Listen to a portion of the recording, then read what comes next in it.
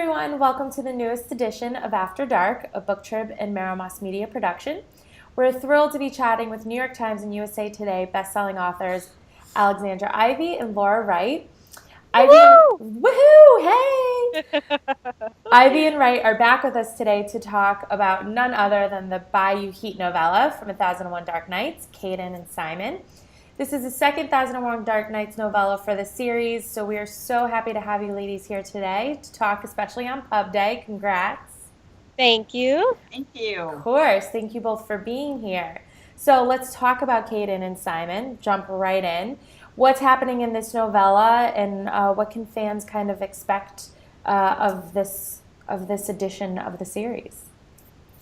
Alex, Can I go first? Yeah, Okay. you're better than me. Yeah. My story is Kayden's story. Okay. And a lot of times when I'm doing Bayou Heat, it has an ongoing arc. But when we do the 1001 Dark Nights, we kind of like to take it a little bit out of the arc and have individual standalone stories so anyone can read them and enjoy them.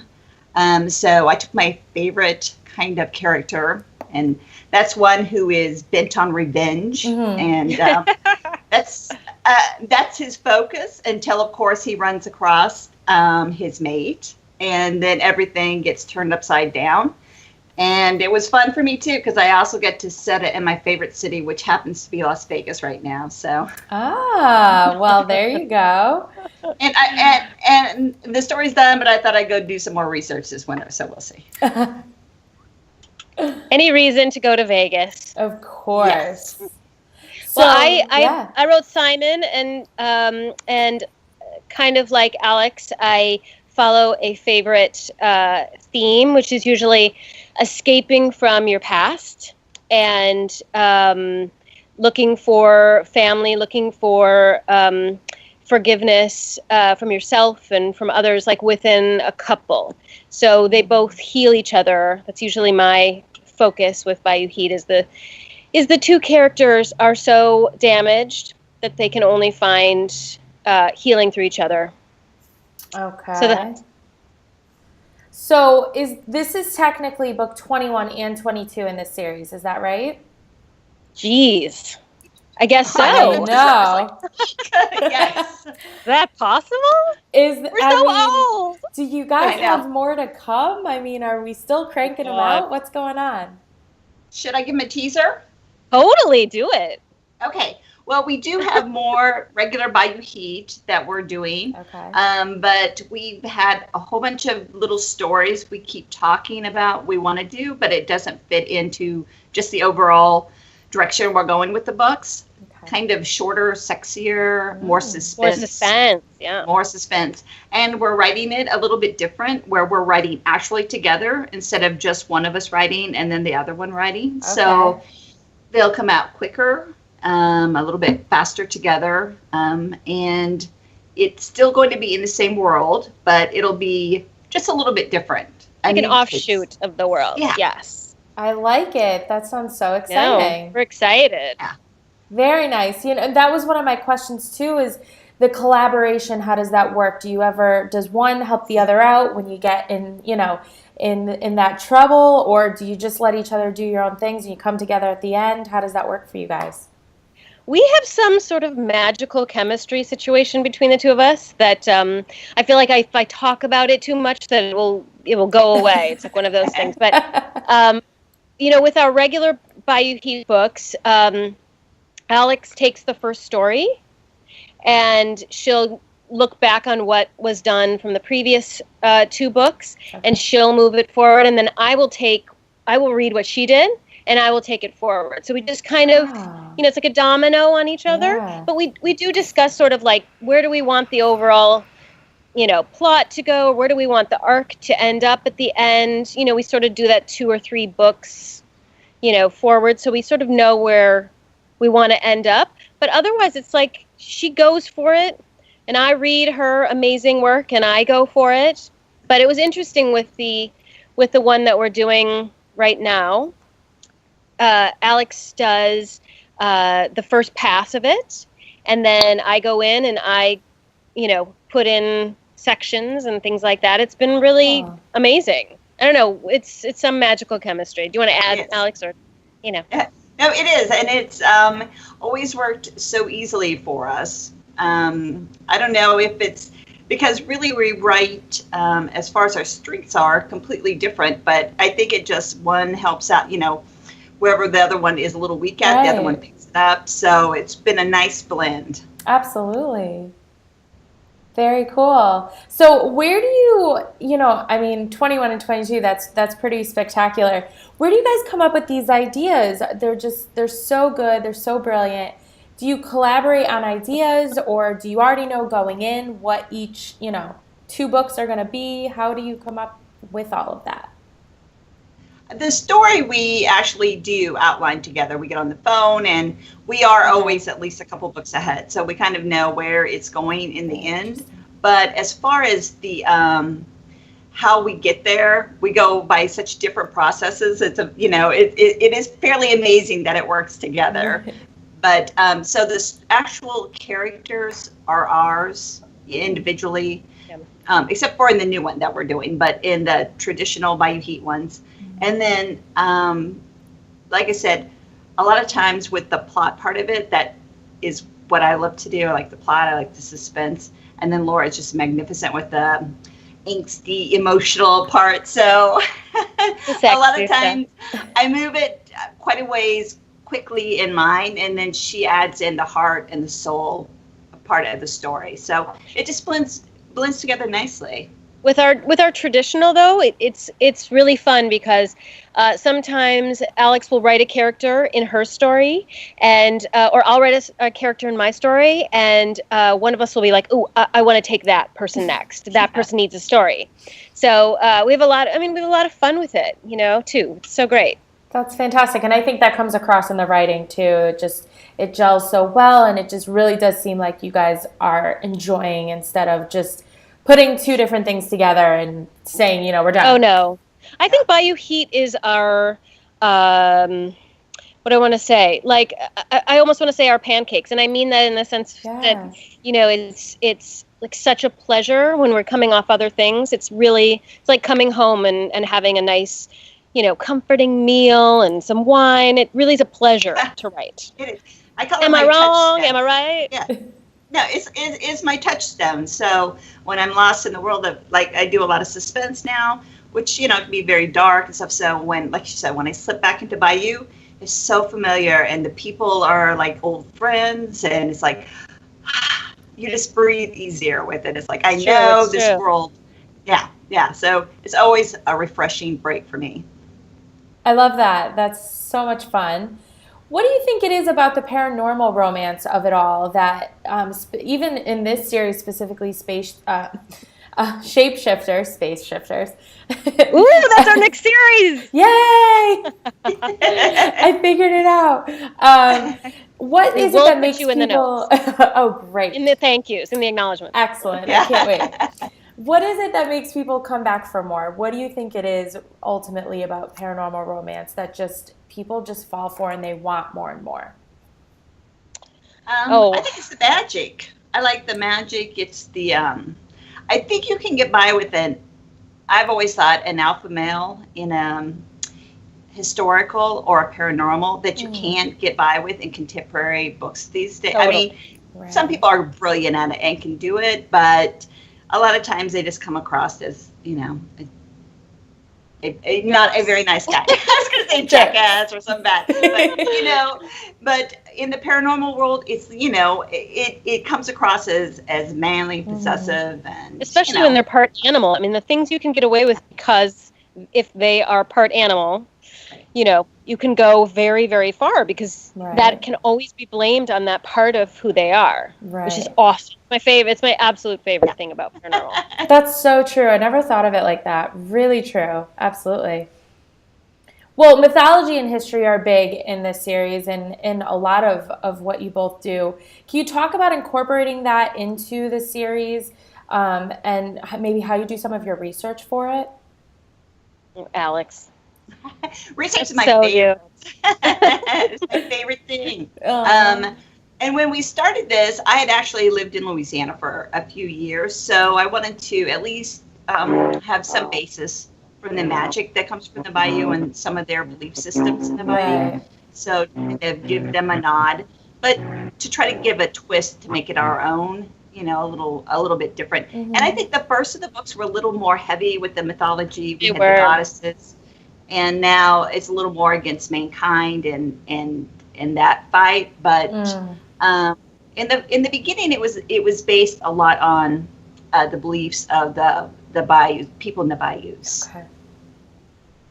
Interesting. Very interesting. I like it all.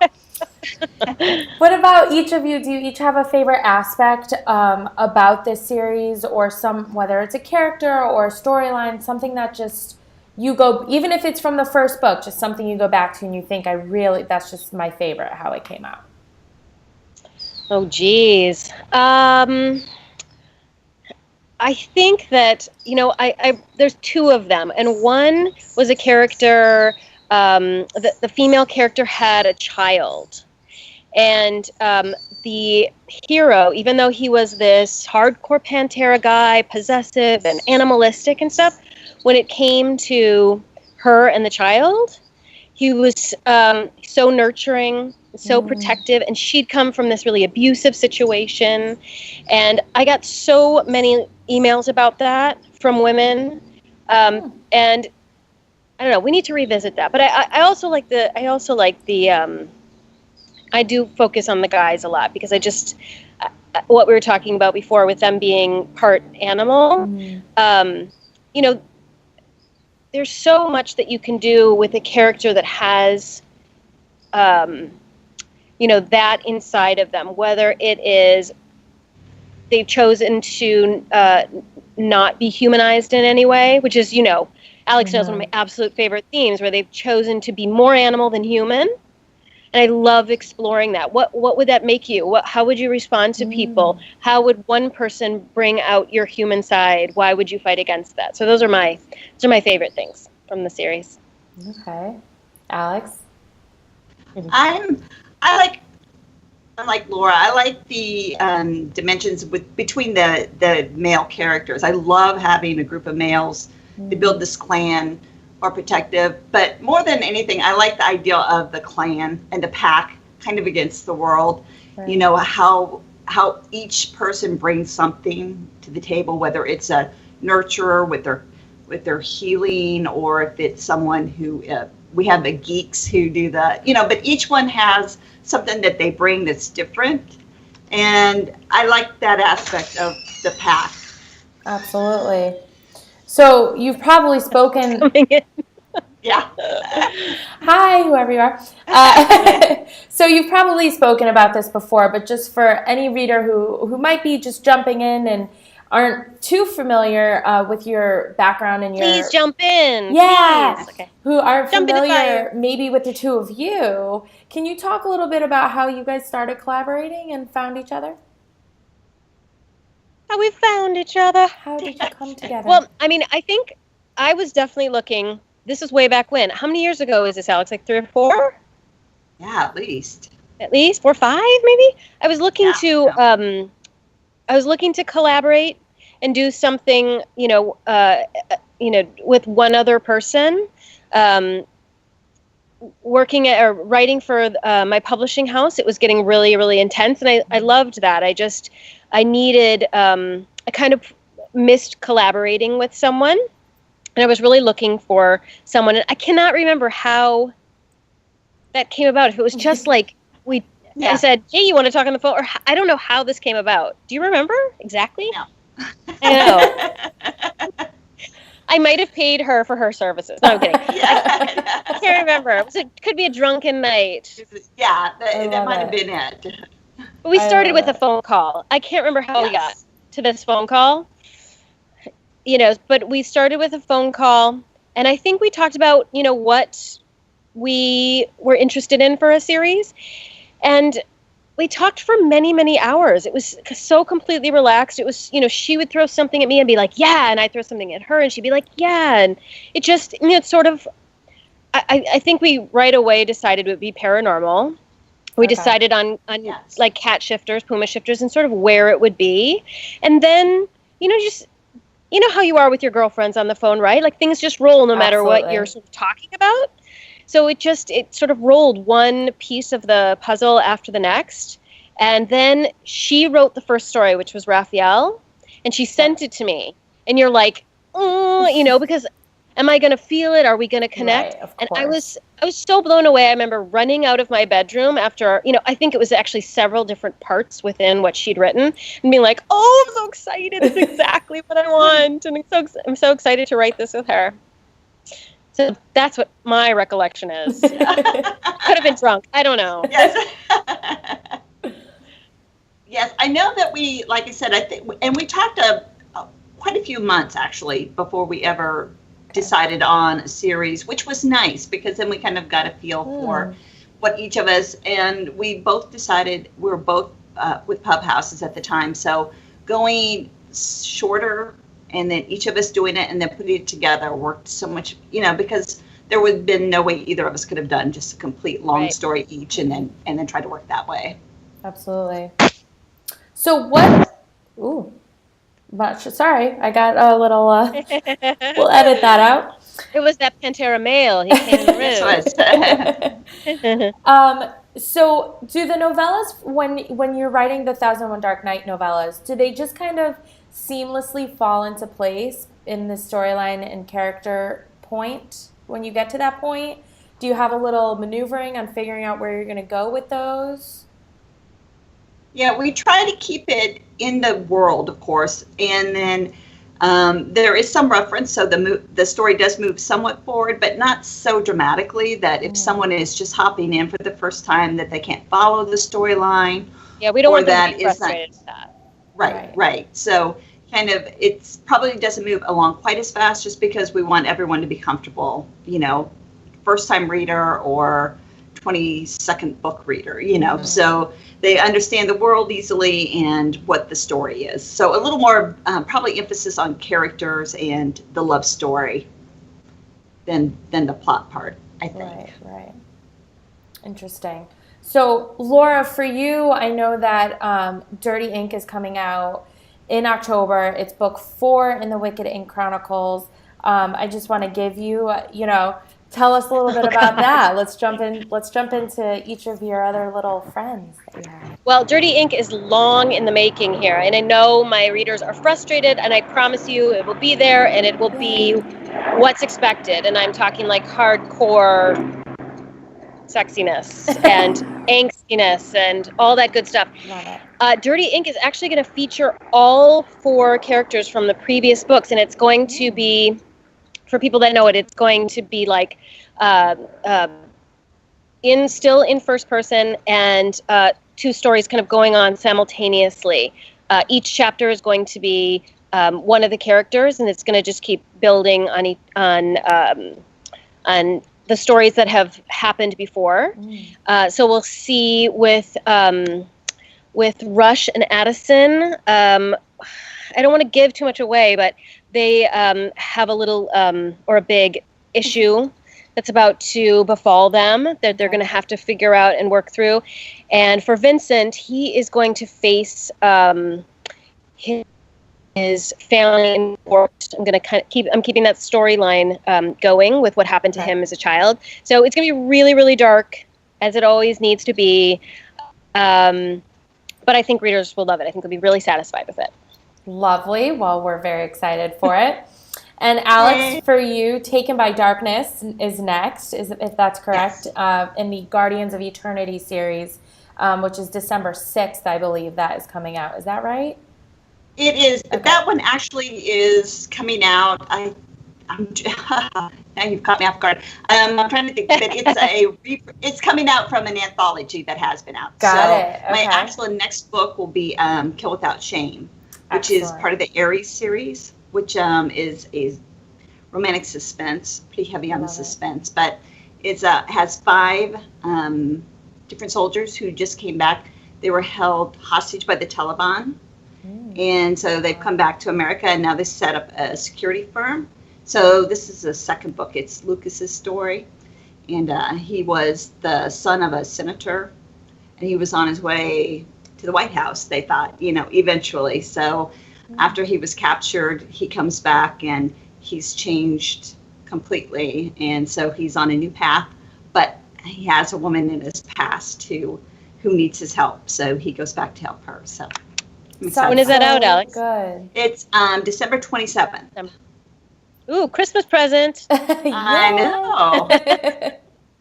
I find it so interesting, just talking as you both collaborate together, and then your separate projects are so different. I just love that, any author, for the most part, that you can be all over the place and kind of do what you love, but it can be all different things. I love that. And I love that you both work so well together, but separately work on different things. Yeah. I mean, like I said, I think that the Bayou Heat is kind of our palate cleanser. Yeah. And I don't mean to diminish the series with that. I really mean that we get to, just go do whatever we want to do, kind of fly free, and also to collaborate together. I mean, it's so fun to hang out with your girlfriends and chat with them. And as a writer, you're alone so much. You're just in your own head for hours and hours and hours. And to be able to not only write this together, but also sort of go through the experience of the marketing of the book. And we do a lot of collaborative things on Facebook, our hottie man war type things, where we like to put up pictures of scantily clad gentlemen with, little snippets of the book and stuff like that. And we kind of, faux fight whose pictures are best. It's usually always mine, but, right, Alex? It's No a sore way. subject. She's don't waving worry. her hands. She's waving her hands. No, I shouldn't bring it up. I shouldn't bring it up. I just killed it yesterday. I'm not lying. Oh, come on. Did you not see all those comments? It was totally me. Winner. No. Go look at it. Go look Oh, at my it. God. Numbers don't lie. I don't know which one of you won, but I'm just going to say. I'm going right on after this. I'm going to count. I love it. I love it. So what about, are there any other authors that each of you are maybe fangirling over, either separately or together? Who do you love right now? What are you reading? I'm reading it's not J.K. Rowling. She didn't write it. I guess she plotted within it, but I am reading Harry Potter and the Cursed Child. I'm reading that right now. And also reading, God, I just forgot. Who do I love? Barons. Alex. Oh, Karen Moaning. Old woman. Yeah, Karen Marie Moaning. I'm reading her latest too. God, I just totally had old woman brain. And see, this is why Alex is here for you. See, that's what I mean. Right. So This, good. what word did I mean? Someone figure this out. What about you, Alex? What are you reading? Yeah. I actually just came back from Thriller Fest, which was just astonishing in New York. And so now I am glomming Lee Child, the Jack Reacher novels, because he was just hysterical and charming and lovely. So sometimes when you meet an author, you're like, Exactly. But sometimes you meet him. Sometimes you meet him. It's like I just go home. Well, I just came home and it's like, okay, I'm just glomming. So. Well, I'm glad you like them. They are very good books. Have you started them, or you're about to? Yes. And I know I'm like in the Stone Ages, but I have just started into the whole obsession with audiobooks. So now it's like no one can talk to me anymore because I just have like my earphones in at all times, walking around, and so I'm doing an audiobooks, which is a lot of fun. Like I said, I'm an old lady, so just finding those. Well, now your world has just completely opened now that you have audiobooks. I know, it's like I can read and listen and write all at the same, all together. It's amazing. So is there anything that either of you have either separately or together not written yet that you want to give it a try, or it's on your list? What's there's always those things. It never ends. You think it will end? I came from a world of ballroom dancing. I used to be a ballroom dance instructor and competitor before writing in my other world. And my son is a big ballet dancer. And because I have because I sort of follow a lot of the male ballet dancers now, I'm like, holy cow, these guys are smoking. I mean, they're seriously, and the world is very interesting. So I do have plans at some point to do some kind of like Bad Boys of Ballet situation. Oh my God, I love it. I know, right? I'm ready to read it. When is it done? I need Alex to take some ballet classes so she can write it with me. But she's resisting. I actually did. No, I did the ballet when I was in college, and there was this little tiny short woman with a stick that kept hitting me. I was like, okay, I hate ballet. See? Did you have that? Yeah, didn't you have that teacher who was like those with are the Russians? Stick? Those are the Russians. Yes. They have the Yes. stick. Yeah. She was like 3'5", and I was like, lady, I could take you. Yeah, the back knee. They're the knees. Yeah. Like, get them straight. Yeah. No, I was like, I hate that. I don't know if that should be in the book. Sorry, I went off on a tangent. Well, not in that situation anyway. Correct. Maybe in other ways. Well, we have, I don't know how already, but we are at the end. I want to thank you both so much for joining us again. We always love having you both on. And, of course, Bayou Heat novella, 1001 Dark Nights, is out today, so everyone can go grab it. That's August 9th. Yes. So that means everyone, while you're watching this, it is already out, so you better own it already.